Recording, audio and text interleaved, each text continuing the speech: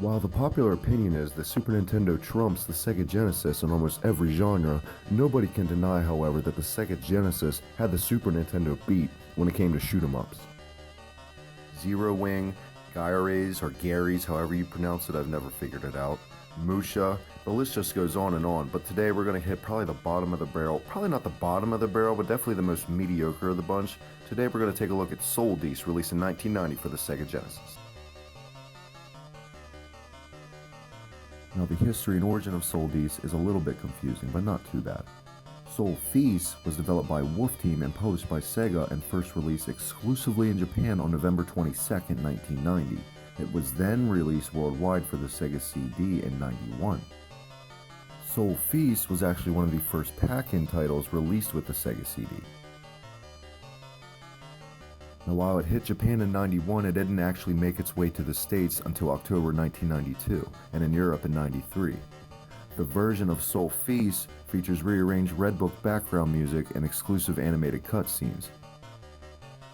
In a very strange move, Sol-Feace's name was changed to Sol-Deace in '92 and was released to imported to cartridge form for the Sega Genesis. Essentially, Sol-Deace is the same as Sol-Feace, with just downgraded graphics and music, pretty much what the hardware capabilities of the Sega Genesis could handle. But it does handle it quite well, especially the music.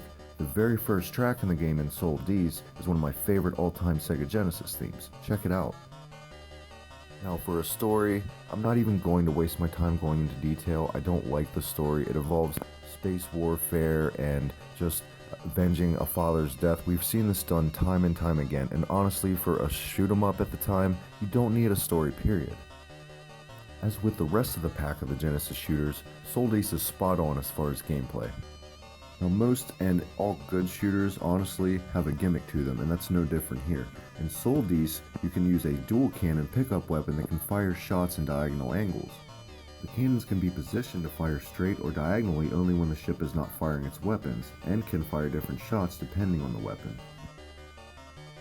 All in all, the bosses are designed well, the levels make you think, not just plow your way through. Sol-Deace is a good game. It's nothing fancy or special like Musha, but Sol-Deace is right up there with one of the best Genesis shoot-'em-ups, though it's in the middle of the pack honestly because the competition is just sky high as far as this genre on the Sega.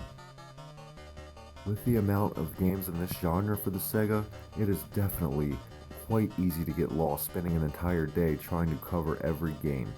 With games like Vapor Trail and Ride and Trad that I haven't even mentioned, the competition was so high for developers that publish games for the Sega that even releasing a great game like this, which if it would have been on Super Nintendo would have been a gem, it just doesn't stand out from the pack. There's more appealing and more fun shooter games on the Sega Genesis, but this is a good game like I said.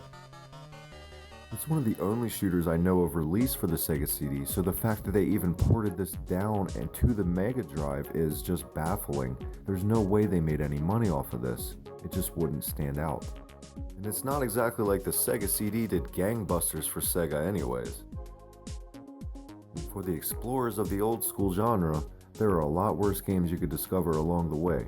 If you've never played a lot of the shooters on the Sega and never even heard of this game, go ahead and check it out. You could do a lot worse.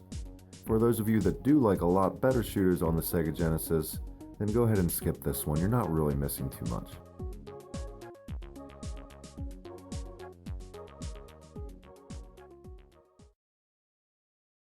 Hey, what is going on here?